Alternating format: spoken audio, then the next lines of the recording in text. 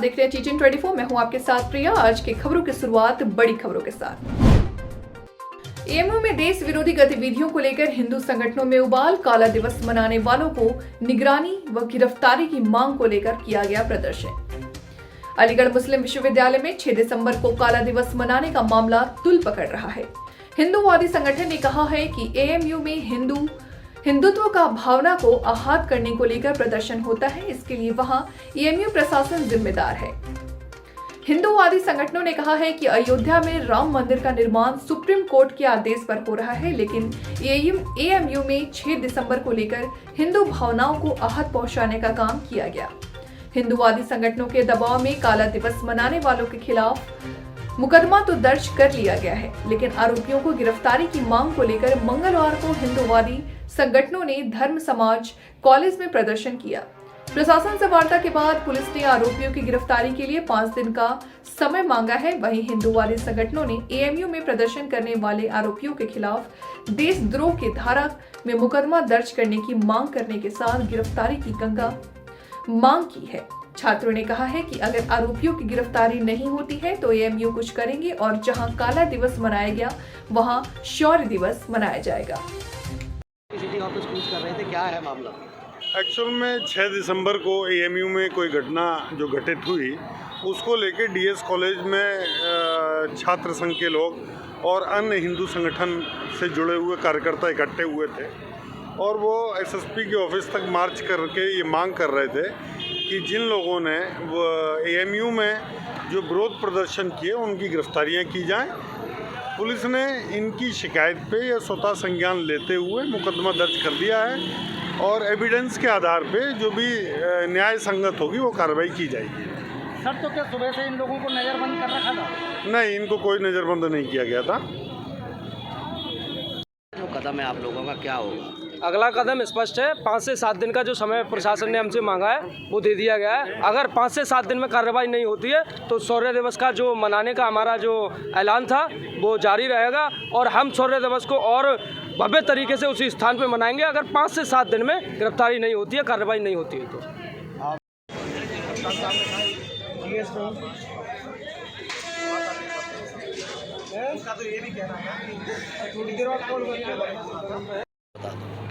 माननीय सर्वोच्च न्यायालय का आदेश की अवहेलना करने वाले जो है अलीगढ़ मुस्लिम विश्वविद्यालय के जो तथाकथित छात्र हैं और योगी जी का अपमान करने वाले जो छात्र हैं, ये कोई नई बात नहीं है। पूर्व से ही इन लोगों के द्वारा राष्ट्र विरोधी गतिविधियाँ अलीगढ़ मुस्लिम यूनिवर्सिटी में की जाती हैं। ऐसे लोगों को जिन्होंने काला दिवस मनाने का काम किया और माननीय सर्वोच्च न्यायालय का अपमान किया, ऐसे लोगों को अलीगढ़ प्रशासन के द्वारा 7 दिन का जो समय मांगा गया है उसमें अपने साक्ष्य के आधार पर अपनी जांच प्रक्रिया जो भी करना है उसको करते हुए अगर जेल नहीं भेजा जाता है तो समस्त राष्ट्रवादी और जितने भी हिंदूवादी संगठन हैं अपना आंदोलन जारी रखेंगे जब तक गिरफ्तारी नहीं होती है। निकाय चुनाव के आरक्षण तय होने के बाद संभावित प्रत्याशियों ने जल्द संपर्क करना शुरू कर दिया है। हरदोई की नगरपालिका संडेला के वार्ड नंबर 5 की सभासद सावित्री देवी ने अपने पिछले कार्यकाल के दौरान कई विकास कार्य कराए थे। वहीं कुछ कार्य अधूरे हैं जिस पर उन्होंने कहा कि इसके लिए उन्होंने अध्यक्ष नगरपालिका को कई बार लिखा, लेकिन वह कार्य नहीं हो रहा। उनकी कोशिश है कि यदि इस बार पुनः सभासद होती है तो जो विकास कार्य अधूरे रह गए हैं उनको पूर्ण कराएंगी। सोनू जी, ये बताइए आपके ऊपर जो 5 वार्ड में आरोप लगाए गए हुए हैं उसके बारे में क्या कहना है?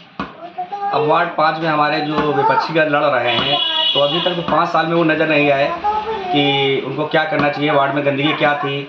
अब ये हमारे लिखित में हमने चेयरमैन साहब को भी दिया कि वार्ड में जो गंदगी फैली हुई है उसको साफ करवाएं, और लिखित में लेटर भी हमने उनको दिए हैं। और जो वार्ड 5 में जो लगा रहे हैं, उन्हीं के विपक्ष के लोग जो हैं, उनके साथ के लोग, उनके परिवार के लोग, वो लोग अपने मनगढ़ंत कहानी बना रहे हैं किसी तरह मुझे बदनाम करने के लिए। मगर मैं तो सत्य के हमेशा जो है, तो गंदगी भैया क्या बताइए, हम फड़वा लेके खोदने उसको जाएँ, वहाँ पे जो है हमने लिखित में दिया, चेयरमैन साहब को दिया, नगर पालिका प्रशासन को दिया, जिसके लिखित मेरे पास है। अब मैं खुद तो जाके सफाई करने नहीं लगूंगा। अब हर एक आदमी को संतुष्ट कर पाना, 3000 आदमी हमारे वार्ड में है, 10-5 विरोधी तो हर वार्ड में लगे रहते हैं परमानेंट। देवी ये बताइए, आपके 5 वार्ड में आपने क्या काम किया है अभी तक? जैसे लाइट, पानी, सड़क और साफ सफाई ये सब करवाया। मेरे प्रयास से जो हो सका मैंने किया। मेरी जनता कोई भी समस्या या शिकायत लेकर आती है तो हम उसके सुख दुख में शामिल हैं। जल भराव के लिए 12 खंबा में, उसके लिए मैंने बहुत प्रयास किया। उसके लिए मैंने लिखित भी दिया, लिखित भी कार्रवाई की। अधूरे, अब अगर जनता हमें मौका देती है तो हम जो भी अधूरे कार्य रह गए हैं उसका प्रयास करेंगे, हमारी जनता सुरक्षित रह सके। पवन जी ये बताइए, 5 वार्ड में आपके क्या मतलब समस्याएं थी? हमारी जो समस्याएं थी उसका निराधार हो गया है, और सोनू ने जितना काम सभासद ने किया किसी अन्य मेंबर ने किया नहीं। क्या कोई पैसे से लिए? नहीं, कोई पैसा नहीं, और अपने पास से खर्चा करने वाले हैं। क्या नाम है आपका? राम श्रवण माउत। जो वार्ड 5 में सावित्री देवी ने काम करवाया है, वो आज तक ही किसी वार्ड में कोई काम नहीं हुआ था। सावित्री देवी ने यहाँ पर लाइटें, नल, हैंडपाइप, सड़कें, नाली, खड़ंजा आदि यहाँ पर उन्होंने सारा काम किया हुआ है।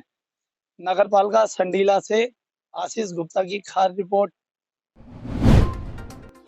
राज्यपाल भगत सिंह कोश्यारी द्वारा महाराष्ट्र के आदर्श छत्रपति शिवाजी महाराज के बारे में दिए गए बयान के विरोध में एसी गेवराई तालुका को बीड जिले के साथ सख्त तालाबंदी के तहत रखा गया था।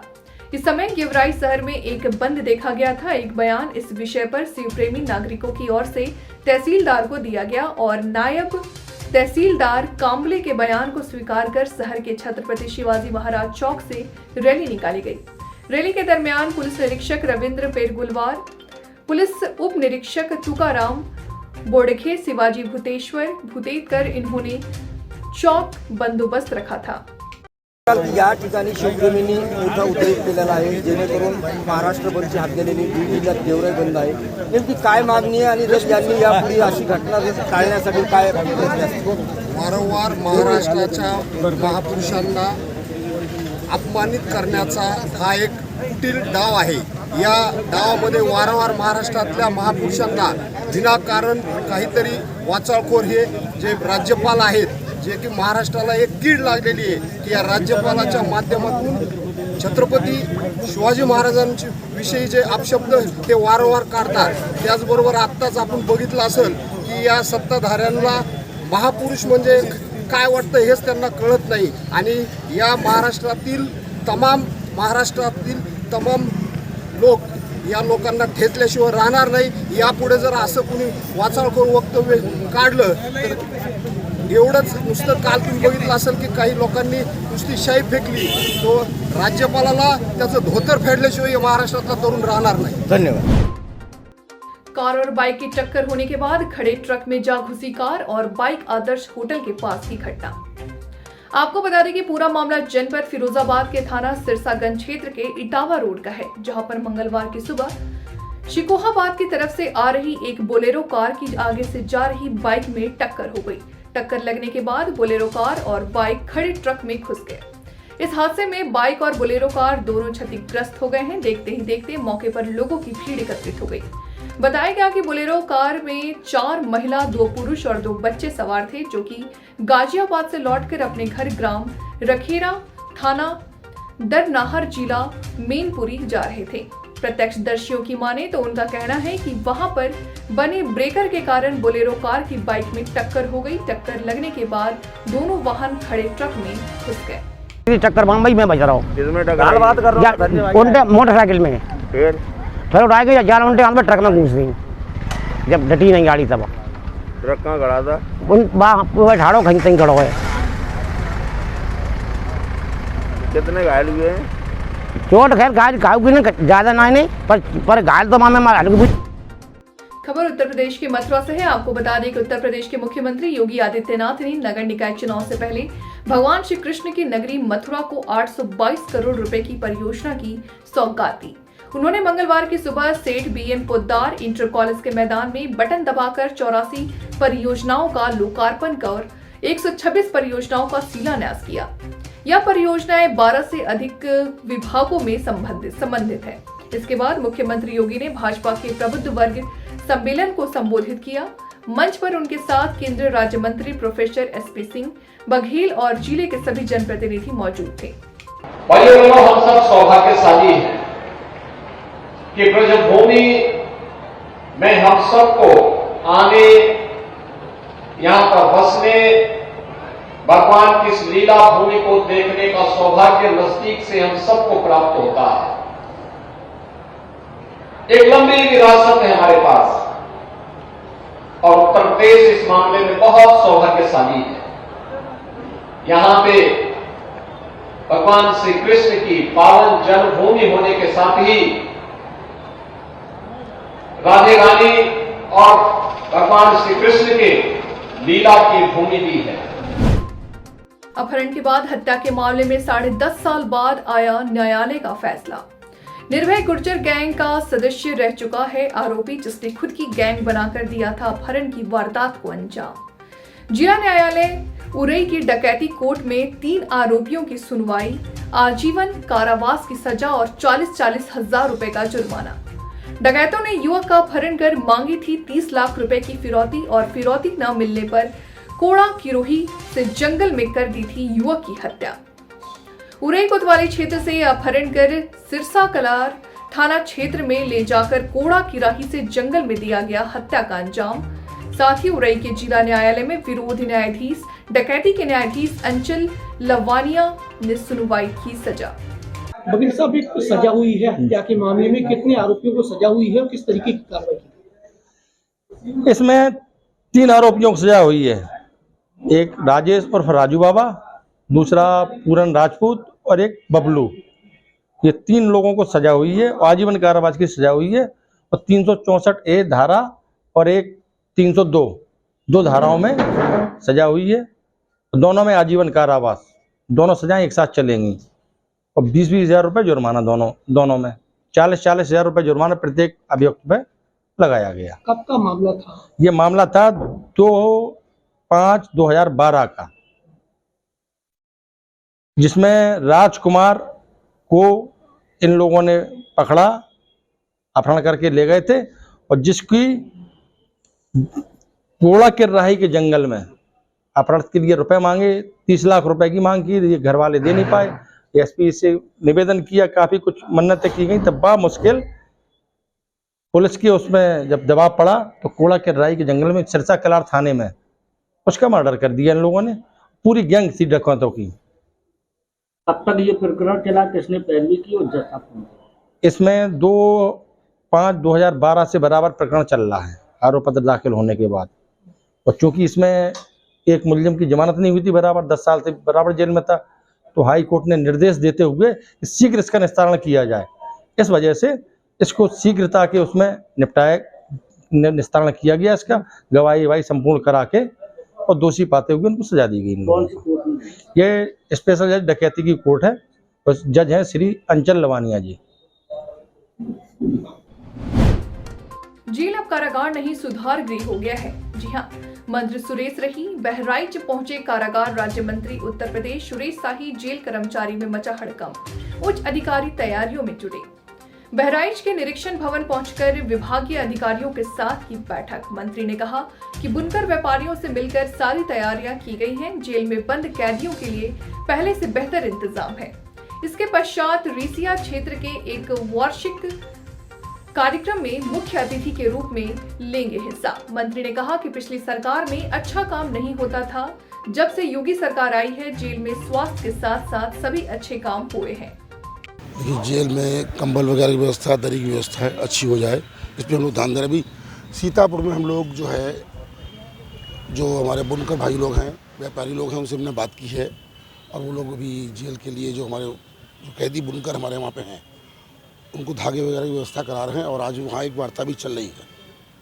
तो इस तरीके से हम लोग व्यापारियों से मिल के जो कैदी बुनकर हैं उनकी मदद कराने के प्रयास कर रहे हैं हम लोग। कैदियों के भीषण ठंड पड़ रही है प्रदेश भर में, जिला कारागार में कैदियों के लिए लेकर क्या तैयारी है? अभी इतनी ठंड नहीं पड़ी है और सारी व्यवस्थाएं हो रही हैं। अभी वो कारागार नहीं रहा, सुधार गृह हो गया है वो। मंत्री जी, अक्सर सुनने में आता है कि जिला कारागार के अंदर धूम्रपान की समस्या को देखते हुए कोई मसाला पहुंचा रहा है तो कहीं सिगरेट की पहुंचने नहीं, ऐसी कोई व्यवस्था नहीं वहाँ पे है और अभी तक तो इस तरह की कोई जानकारी नहीं आई है और अगर कोई बात हुई है तो उस पर देखा जाएगा उसको भी। आपने कई जिलों में औचक निरीक्षण भी किए थे, उसमें उसके बाद क्या सुधार हुए या अभी स्थितियाँ वैसी ही? देखिए, पहले की बात अगर करते हैं तो उस समय स्थिति बहुत ख़राब थी और जब से हमारी योगी सरकार आई है जेलों में सुधार का एक नया आयाम आया है। कैदियों की देखरेख अच्छी तरीके से होती है, स्वास्थ्य का ध्यान रखा जाता है, उनके खाने पीने का ध्यान रखा जाता है और हर तरीके से उनकी मदद की जाती है ताकि वो जेल से बाहर निकल के आए जब तो एक अच्छा जीवन जी सकें। हम लोग इस प्रयास में हैं। सेक्टर 8 के आवास में लगी आग, कोई हताहत नहीं, लाखों का नुकसान। मामला बोकारो के हरला थाना क्षेत्र के सेक्टर 8 के स्ट्रीट 40 के क्वार्टर संख्या 2752 की है, जहां शॉर्ट सर्किट के चलते BSNL से रिटायर्ड कर्मचारी जानकी महतो के आवास में अचानक आग लगी। आग लगते ही घर वालों और स्थानीय लोगों ने फायर ब्रिगेड को सूचना दी, जहां मौके पर दमकल की गाड़ी पहुंची और आग पर काबू पाया गया। वहीं BSNL के अग्निशमन विभाग ने मुझे सूचना मिली कि सेक्टर 8C की क्वार्टर नंबर 2752 में आग लगी है। सूचना मिलने के बाद मौके पर पहुंचा तो देखा कि कमरे के अंदर आग लगी हुई थी। उसके बाद हम लोग ने एक्सेस किया, जो पता चला कि रूम की खिड़की से आग निकल रही है और रूम में चारों तरफ से धुआं ही धुआं भरा हुआ था। वह इन्होंने कहा कि शॉर्ट सर्किट के चलते आग लगने की बात सामने आ रही है। इसी दौरान लोगों की काफी भीड़ मौके पर मौजूद थी। आग के चलते लाखों रुपए के नुकसान की भी बात सामने आ रही है। वहीं गनीमत रही कि जब घर में आग लगी थी तो घर वाले बाहर धूप सेक रहे थे। अचानक धुआं निकलते देख बताते चले कि इससे पहले भी कई क्वार्टरों में पहले भी इस तरह की घटना घट चुकी है। वहीं गृह स्वामी ने कहा कि घर बनाने के लिए मैं अपने गांव गया था, तभी 3 बजे मुझे कॉल आया कि आपके घर में आग लग गया है। सूचना मिलने के तुरंत बाद वहां पहुंचा तो देखा कि मेरा घर का पूरा सामान जलकर राख हो गया था। आग लग गया। कैसे लगा आग? आग हम लोग गए थे अपना दूसरा जगह, घर में नहीं थे। पुतो और नाती था तो फील्ड में चल गई थी। अब कैसे आग लगा हम नहीं बता सकते। तो आपको सूचना कौन दिया? हमको सूचना यहाँ का बोलो वाला आदमी दिया कि आपका घर से धुआं निकल रहा है। कब गए थे घर से आग बाहर? 3 बजे। 3 बजे गए थे? हाँ, हेलो। 3 बजे गए थे? हाँ। तो कितना मैंने घर में क्या क्या था? घर में चेक था, तो फिक्स डिपॉजिट था, जमीन का कागज था, पैसा कौड़ी था, सब गहना कौड़ी था, पलंग दीवान था, फ्रिज था, सब था। क्या लगता है मैंने कैसे आग लगा होगा? अब कैसे हम बता सकते सर, हम घर में नहीं थे। क्या नाम हुआ? जानकी साहू। अच्छा, BSNL एम्प्लॉय है? BSNL employ. एक से? हाँ, 15 में रिटायर किया। अच्छा। नगर निकाय चुनाव को लेकर समाजवादी पार्टी ने की बैठक। आपको बता दें कि देवरिया जनपद के 9 सृजित भलुअनी नगर पंचायत में आज समाजवादी पार्टी के नगर पंचायत चुनाव प्रभारी उद्भव नारायण सिंह एवं बरहज विधानसभा क्षेत्र से समाजवादी पार्टी के पूर्व प्रत्याशी मुरली मनोहर जायसवाल व पार्टी के वरिष्ठ समाजवादी नेता मौजूद रहे, जिन्होंने बैठक को संबोधित करते हुए बताया कि पार्टी द्वारा किसी एक को ही प्रत्याशी बनाया जाएगा और पार्टी जिले की प्रत्याशी बनती है तो उसे समाजवादी पार्टी के सभी कार्यकर्ता एकजुट होकर सीट जिताने का कार्य करेंगे। इसी क्रम में समाजवादी पार्टी से दावेदारी कर रहे संतोष महेशिया, जो कि बाइक व 4 व्हीलर से सैकड़ों समाजवादी कार्यकर्ताओं को लेकर बैठक में शामिल होने पहुंचे थे। कोई कठिनाइयां नहीं, उम्मीदवार पीछे रहेंगे, जनता आगे रहेगी। क्या लगता है किस पार्टी से लड़ाई रहेगी? भारतीय जनता पार्टी की वर्तमान सरकार है, क्या लगता है समाजवादी पार्टी की लड़ाई रहेगी भारतीय जनता पार्टी से?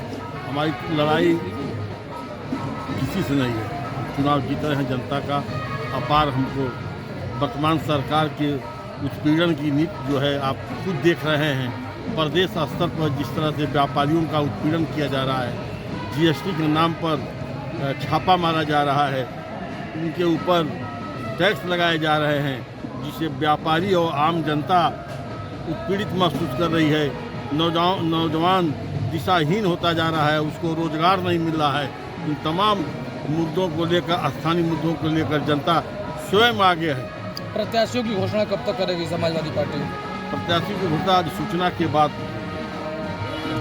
आज नगर निकाय चुनाव के प्रभारी जी उद्भव नारायण सिंह, जो कि सबकी बैठक में है, और क्या नाम है कि सारे प्रत्याशी एकजुट होकर के समाजवादी पार्टी का समर्थन करेंगे और यहाँ से सीट निकालेंगे।